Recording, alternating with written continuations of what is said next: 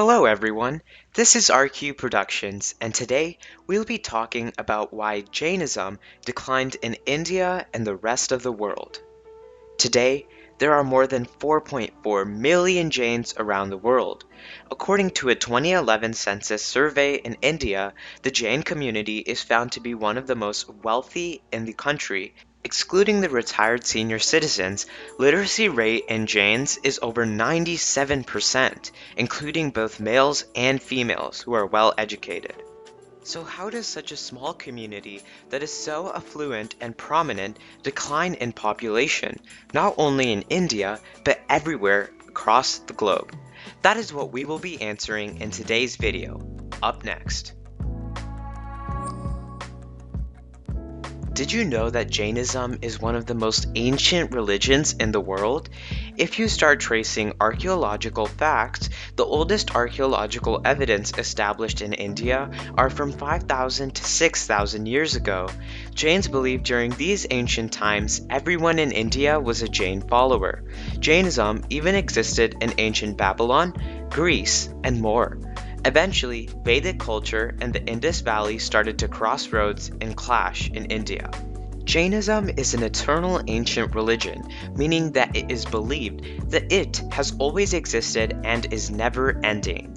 Jainism declined due to very long periods of religious unrest in the violent world.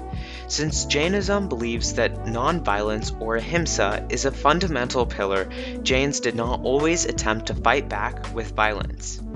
If you look at the history of India, major religious shifts started to happen after 600 BCE. This is the period of Mahavira, who is the Jains' 24th Tirthankara or religious ford-maker teacher. Jainism talks about 6 Kal chakras in the cycle of time. We are currently living in the 5th Kala. During around 325 BCE, Maurya was a famous Jain king after the Nanda Empire, when everyone was Jain. However, please note, during this time the idea of religion did not necessarily exist, which is why Jainism remains to this day a way of life. This was the beginning of the 5th Kala. It is believed that before this period, in the 4th Kala, people didn't really fight or argue about religions. Maurya's son, Bindusar, constructed millions of Jain idols and thousands of Jain temples.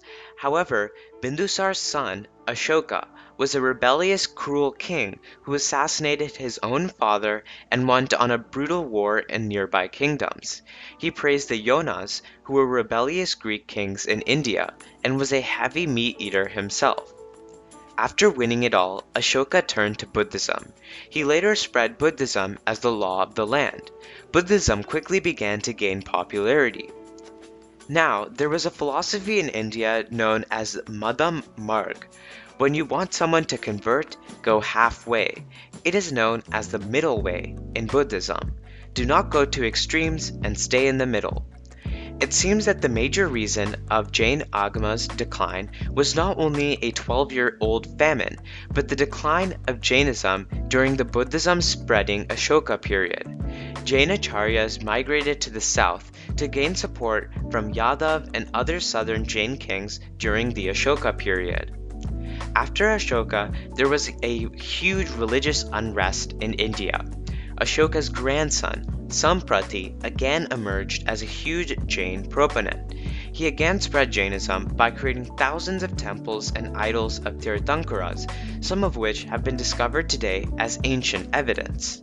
After Samprati, Jainism flourished, and the Brahmin culture, similar to the Jain Shraman culture, became the second most respected.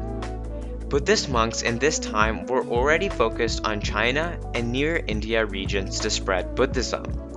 These monks traveled very far, as Ashoka had created paths for spreading Buddhism far outside of India. They went to China and showed a warrior in the Yuezhi kingdom a path to India.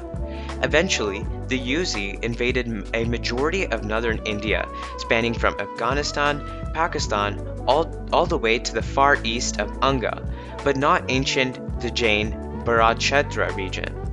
The Yuezhi established the Kushan Empire in India that had Greek as a first language and Vedic way as the first religion, then followed by Buddhism. Jains were completely ousted from his kingdom.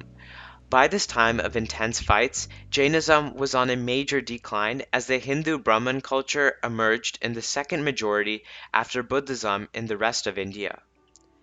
Then came the Gupta Empire, after 375 AD. Vedic culture received huge support not seen by any other religion previously.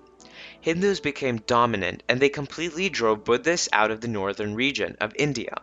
The south was dominated by Jains and Hindus. Buddhists found no place in India and declined to an absolute minimum, leaving Hindu as the most dominant. Jains during these times tried to preserve their heritage, but there came a time of Shankaracharya in 755 AD where almost all Jain literature was burned to ashes and Jain temples were converted to Hindu ones. Shankaracharya started a culture of religious debates, and the loser of the debate had to join their mat or sangha and learn the Vedas. There is a historical reference to 8,000 Jainacharyas impaled in one day in Madurai. Hinduism became the majority religion by 1200 AD, when Mughals started to attack India. Mostly Hindu kings fought with Muslims and tried to protect the Hindu culture. During 700 AD to 1947 AD, Jainism saw a major decline in India.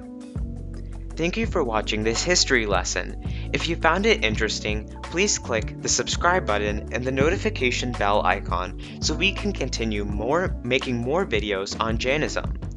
Agar aapko acha laga, subscribe button पर click करो. Thank you.